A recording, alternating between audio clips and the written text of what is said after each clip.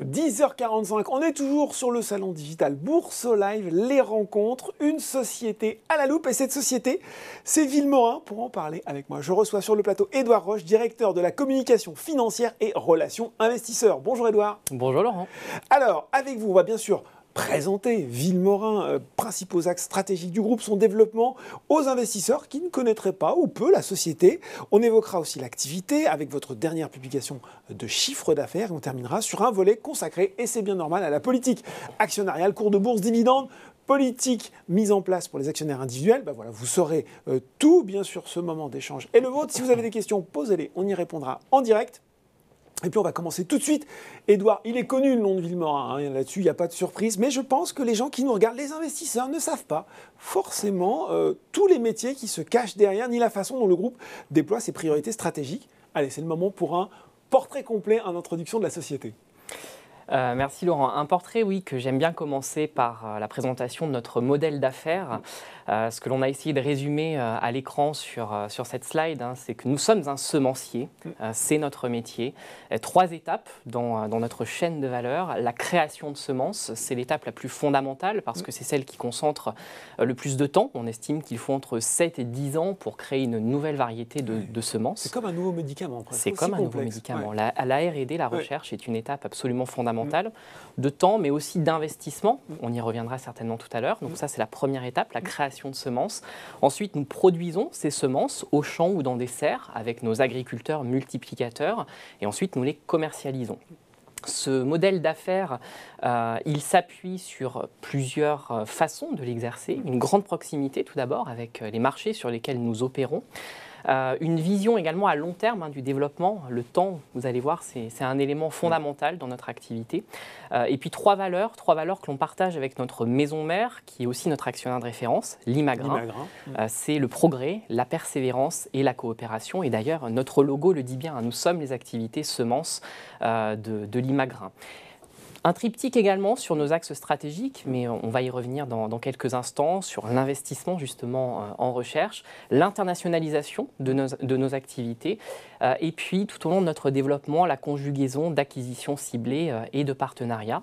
Et ce métier de semencier, nous l'exerçons dans un monde qui présente de très forts enjeux. Oui. L'augmentation de la population mondiale, on estime qu'on sera plus de 10 milliards d'êtres humains à horizon 2050 et que pour nourrir toutes ces bouches, il faudra que la production agricole augmente de 30%. Oui. Donc c'est très important dans un contexte aussi de réduction des terres arables liées à l'urbanisation.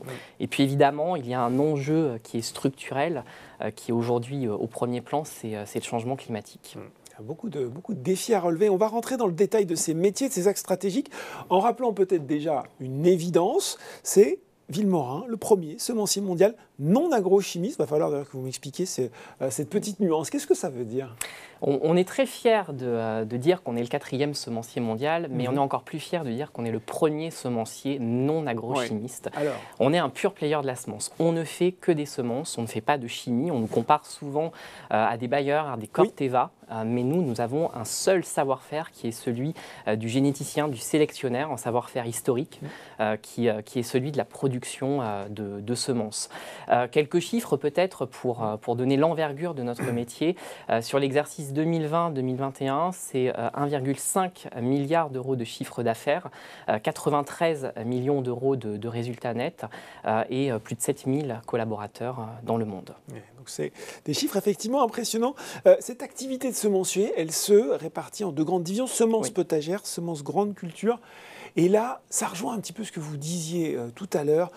Activité d'autant plus importante, stratégique dans le contexte actuel où, il faut le dire, on entend même parler de crise alimentaire. Et potentiellement d'ouragan de famine, effectivement. Ça, c'est la crainte de l'ONU. Je commence peut-être par vous présenter l'activité un peu historique de Villemorin et compagnie, celle avec laquelle nous sommes introduits en bourse en 1993.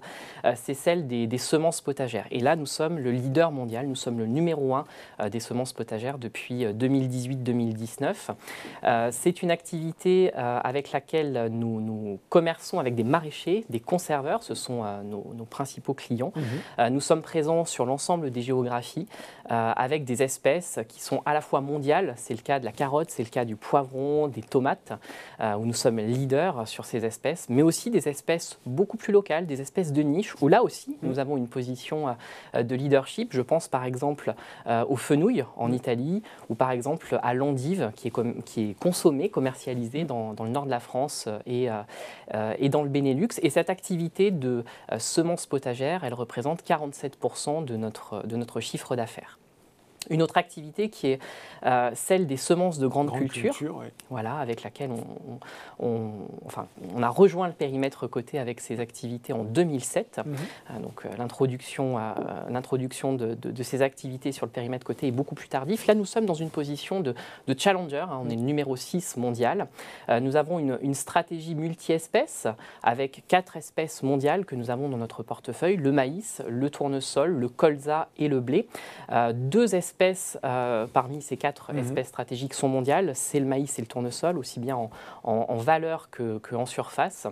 La majeure partie de notre activité de semences de grande culture, elle est effectuée en Europe et depuis quelques années également en Amérique et principalement en Amérique du Sud. Et là, c'est une activité qui représente 49% de notre chiffre d'affaires. 49% du chiffre d'affaires, et un peu impressionnant de voir les positions de leader de Villemorin dans toutes ces activités.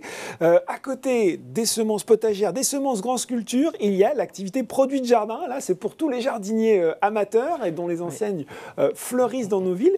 Que représente cette activité pour Villemorin ? Alors, c'est une activité à laquelle on tient beaucoup. C'est 4% du chiffre d'affaires, mais c'est 80% de notoriété. Et oui, c'est ça, la notoriété incroyable. Voilà, vous disiez en introduction que Villemorin, tout le monde connaît. Effectivement, on est leader sur les semences des jardiniers amateurs, leader aussi sur le segment du bio. On a 800 variétés de semences au catalogue, dont une centaine sur le bio.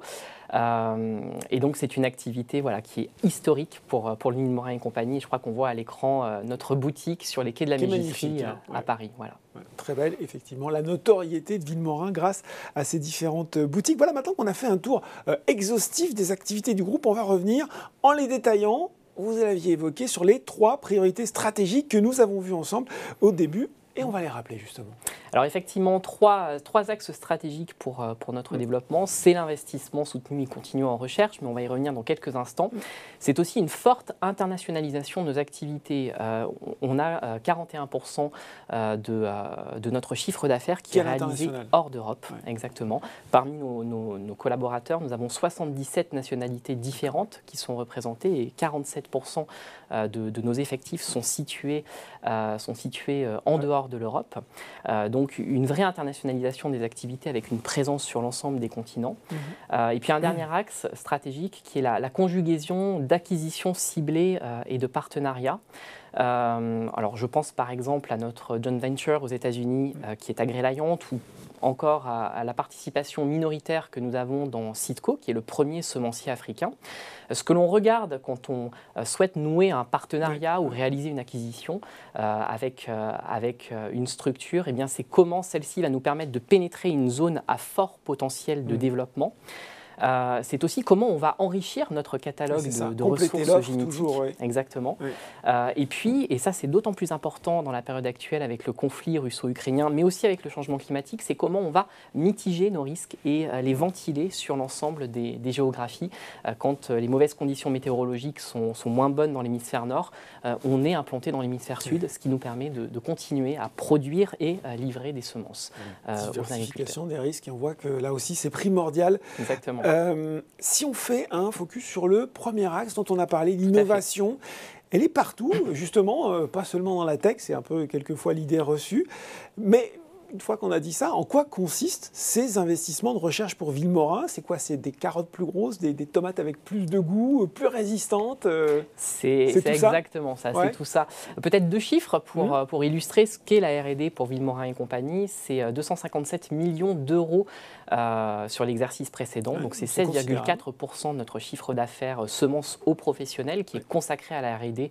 C'est un niveau d'investissement qui est plutôt constant d'année en année. Effectivement, il y a 2 axes principalement principalement sur ces innovations, c'est comment on permet aux plantes de mieux résister ou à une maladie, ou à un envahisseur, ou à un ravageur. Et donc c'est le cas par exemple des courgettes New Delhi et Bali qui sont résistantes à un virus qui provoque un enroulement des feuilles et une perte de vigueur des plantes. C'est le cas également de la tomate Docimo, celle qui est en forme de cœur à l'écran, on la voit à l'écran, qui est résistante au virus de la tomate bronzée.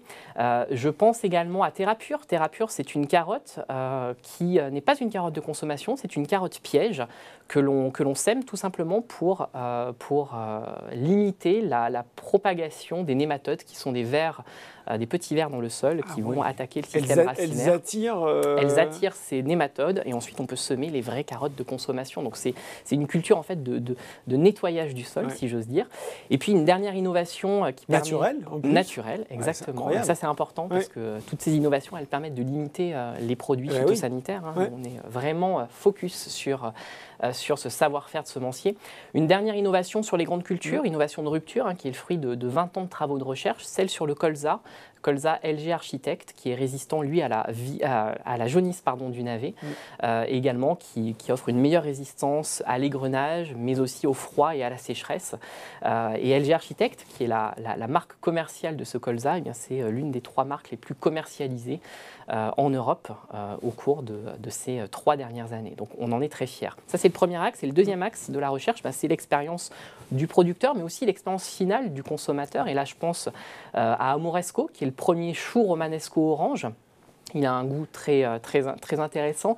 Il est riche en bêta-carotène et puis il a une expérience visuelle qui est pareil et assez surprenante. On le voit aussi. On le voit également à l'écran. Et puis un dernier exemple, c'est la tomate Adora qui rassemble, on va dire, l'authenticité de la tomate marmande, qui offre une couleur rouge-marron, qui a une très grande douceur en bouche et un goût acidulé. Et puis pour le producteur, ça lui permet également de diversifier sa production, justement. On voit des nombreuses applications. J'aurais parfait ma culture générale de la maladie de certains végétaux grâce à vous, Édouard. À ce stade, il faut forcément qu'on fasse aussi un point sur la politique RSE. On rappelle la responsabilité sociale, sociétale des entreprises.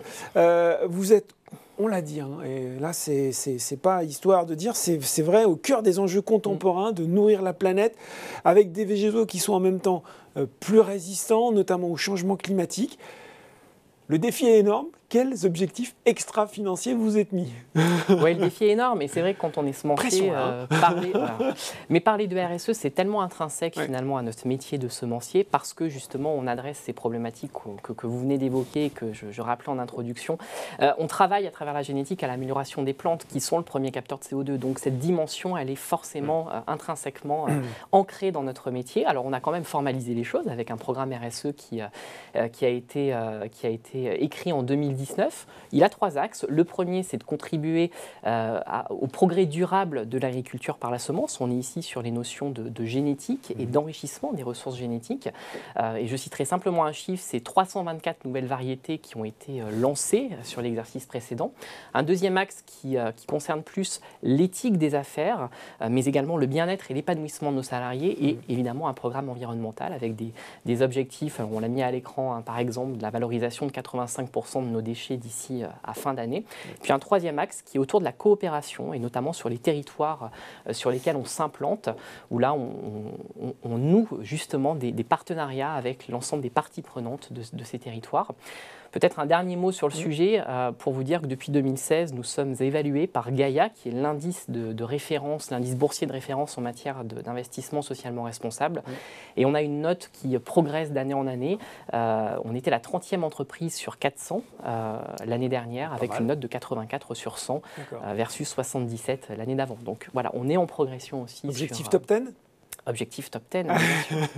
Et moi, quand même, je reviens sur ce chiffre, quand même plus de 300 nouvelles semences. 300 nouvelles variétés de semences qui sont commercialisées chaque année, qui sont le fruit des travaux de recherche et développement que j'évoquais à l'instant.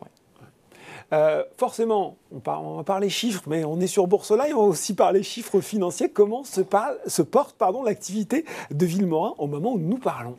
Alors écoutez, moi je vais me caler sur la dernière publication auprès des marchés financiers, qui est celle du troisième trimestre 2021-2022. On rappelle peut-être un exercice décalé. On a un exercice décalé. Donc là, je vais vous présenter la situation arrêtée à fin mars 2022. Donc un mois après le début du conflit russo-ukrainien, on y reviendra peut-être, mais en tout cas, ce que l'on voit, c'est que malgré ce conflit, nous sommes en progression au niveau de notre chiffre d'affaires à données courantes de plus 4% par rapport à l'exercice précédent à la même période. Et cette progression, elle nous a rendu résolument optimistes, puisqu'on a même relevé notre guidance avec une croissance attendue à fin exercice, donc dans quelques jours, là, au 30 juin 2022, de plus ou moins 5% au global, donc l'ensemble des activités potagères et grandes cultures. Bon. Il faut aussi parler forcément du cours de bourse de Villemorin. Que vous inspire le parcours boursier de la valeur sur un an glissant ? Alors, c'est un sujet sur lequel on revient souvent avec nos actionnaires individuels, mais aussi avec nos investisseurs et nos analystes financiers. On pourrait dire qu'on est déceptif au niveau de notre parcours boursier si on regarde le temps de la bourse, qui est celui de l'immédiateté. Mais je vous disais en introduction, c'est le temps long, on s'inscrit sur un temps long, et là on a réellement des occasions d'être vraiment optimiste sur ce cours de bourse. Alors, déceptif pourquoi ? Parce que déjà c'est un titre peu liquide. On a un actionnaire de référence qui a plus de 70% du capital, et puis on a aussi des actionnaires qui ont compris ce temps long et donc qui sont fidèles. Qui gardent leur titre. Et qui gardent leur titre. Et on a parfois du mal à trouver un intérêt vendeur face à un intérêt acheteur. Donc compliqué. Ça, c'est effectivement un premier point, je dirais, sur cette déception. Mais je vous disais que c'est quand même un titre qui est très porteur, parce que la semence, c'est un actif stratégique. Et on le voit aujourd'hui avec l'actualité dans le monde. On est déjà sur une population mondiale qui est grandissante. On est sur le développement des agrocarburants, par exemple. On est également sur une hausse sans précédent des cours des matières premières agricoles. Le blé, le maïs ont pris 30% en un an. Donc aujourd'hui, la semence, elle est véritablement au cœur de toutes ces préoccupations-là, avec une capacité pour Villemorin et compagnie de répercuter l'inflation sur les prochains exercices. Pourquoi ? Parce que qui dit cours des matières premières favorables dit aussi que les agriculteurs vont avoir de meilleurs revenus et seront donc plus enclins à acheter des semences à haute valeur ajoutée, et donc des semences de Villemorin et compagnie. Le pricing power, le pouvoir de prix dont on parle souvent sur Boursorama. Il y a le cours de bourse, c'est une chose, il n'y a pas que ça, il y a aussi la politique de distribution, et là, pour le coup, Villemorin fait preuve d'une belle régularité, si bien sûr on enlève les années un peu exceptionnelles de la crise sanitaire. Oui, année Covid où on a effectivement une gestion peut-être en bon père de famille, mais effectivement, ce sur quoi je voulais insister, c'est la régularité finalement de notre taux de distribution. On est toujours autour de 38 à 40% du résultat distribuable. Alors, c'est un objectif, on souhaite le rester, ce n'est pas forcément un engagement dans le sens où on ne s'interdit pas effectivement sur des opportunités de faire de nouvelles acquisitions, ce n'est absolument pas au programme pour le moment. Mais en tout cas, pour garantir cette stabilité dans le taux de distribution, il nous faut accroître notre rentabilité. Et c'est ce que l'on a commencé à faire avec la consolidation des investissements qu'on a pu mener sur ces dernières années. Je pense par exemple à ceux au Brésil en 2018. Qu'est-ce qu'il faut faire si on est actionnaire ou si on a envie de le devenir à l'issue de cette présentation pour avoir toutes les dernières infos et rendez-vous importants de Villemorin ? La première chose, on vous appelle. Alors, on peut m'appeler effectivement, mais vous avez aussi en ce moment Camille Cugnier, qui est en charge des relations actionnaires individuelles au sein de mon équipe, qui est sur notre e-stand dans le cadre de Boursorama. C'est le moment où jamais, allez-y. C'est peut-être aussi le moment d'aller... Attendez quand même la fin de la conférence avec Édouard. Voilà, juste après, vous pouvez basculer. Donc ça, c'est une première chose. On a un dispositif qui nous permet d'aller à la rencontre des actionnaires individuels. C'est ce qu'on fait aujourd'hui. C'est ce qu'on fait également régulièrement à travers toute la France. On était à Lyon la semaine dernière. On sera à Lille en fin d'année, par exemple. On a également un dispositif qui est dédié à l'information de nos actionnaires individuels, avec évidemment notre site internet, sur lequel je vous encourage vivement à aller vous inscrire à nos alertes hebdomadaires. Comme ça, vous ne manquerez absolument aucune actualité de Villemorin et compagnie. On a également un livret de l'actionnaire qui est un peu la boîte à outils de l'actionnaire sur déjà l'entreprise, présentation de la stratégie, tout ce que l'on a évoqué ce matin, et puis comment gérer ces titres. Et puis 3 numéros de lettres aux actionnaires par an qui proposent des dossiers stratégiques. Là, on est en train de préparer justement le numéro de juillet qui sera consacré à l'Ukraine-Russie. Peut-être un dernier mot sur ce dispositif. On a un comité consultatif des actionnaires. C'est une instance complètement volontaire qui existe depuis 2010, qui est animée par mon équipe de la communication financière et le directeur financier du groupe Villemorin et compagnie. 6 actionnaires individuels qui sont par ailleurs membres d'autres CCA ou qui sont actionnaires d'autres émetteurs et qui partagent avec nous, aux côtés aussi de 2 administrateurs qui représentent Limagrin, qui partagent avec nous leurs expériences de comité consultatif et d'actionnaires, donc qui nous permettent d'enrichir en permanence notre dispositif de communication financière. Eh ben, on est chouchouté quand on est actionnaire Villemorin. Il faut parler aussi, peut-être pour finir, de l'Assemblée Générale qui arrive, je crois, et avec une nouveauté, puisque pour la première fois depuis que Villemorin est coté, vous l'avez dit, 1993, ce sera une AG en région sur les territoires, précisément de votre maison mère Limagrin. Exactement. Elle sera le 9 décembre 2022 et c'est un peu une expérimentation qu'on souhaitait faire. Après l'Île-de-France, notre deuxième bassin le plus important en termes d'actionnaires individuels, c'est la région Auvergne-Rhône-Alpes. Donc on souhaitait justement renforcer cette proximité-là. Et effectivement, on vous attend très nombreux à ce rendez-vous. Bon voilà, 9 décembre, ça c'est normal aussi, une assemblée qui est en fonction de l'exercice fiscal. Voilà, très clair. On arrive au terme de cette présentation. Il nous reste du temps pour prendre des questions. Il y a cette question de Madeleine qui est tombée, qui est super intéressante. L'entreprise a-t-elle une action en direction de la conservation et du développement des semences anciennes que l'on dit marginalisées ? Oui, nous participons à un certain nombre de fonds de préservation des semences et je pense notamment à un investissement que l'on a opéré l'année dernière pour aider à la conservation justement de ces semences avec une sorte de blocos, un bunker sous terre en Norvège. Comme dans les films. Exactement, comme dans les films, pour participer à la conservation de ces semences. Et je vous disais tout à l'heure que notre métier de semencier, il s'appuie sur notre savoir-faire de généticien, de génétique, mais aussi justement on participe à développer la génétique des plantes justement. Développer et préserver. Exactement. Super important. Cette question de Stéphane, et effectivement, on l'a abordée, mais je pense qu'il va falloir faire un point complet, parce que je pense que beaucoup d'investisseurs se posent, c'est les conséquences de l'invasion de l'Ukraine par la Russie sur votre activité. La Russie, mais l'Ukraine, vous allez expliquer mieux que moi, qui est le fameux grenier à blé de l'Europe. Comment ça impacte l'activité de Villemorin ? Grenier à blé et tournesol aussi. Et tournesol, principalement les espèces. Colza également et maïs, si on se concentre sur l'Ukraine. Alors, Ukraine-Russie, nous, à l'échelle de Villemorin et compagnie, c'est 10% du chiffre d'affaires annuel. C'est 130 millions d'euros sur les grandes cultures et 10 millions d'euros sur les potagères. Ce conflit, effectivement, il a démarré fin février, donc on était à un mois de la fin de notre 3e trimestre. Ce que l'on a observé, c'est que c'est principalement l'activité des semences potagères qui a été impactée, à notre grande surprise, par ce conflit. Oui, parce qu'on a pu se dire, justement, grande culture, peut-être plus. Grande culture, alors il y a eu un très très bel effort de la part de l'ensemble de nos équipes, notamment de notre filiale Limagrin Europe, pour continuer à approvisionner les agriculteurs, aussi bien russes qu'ukrainiens.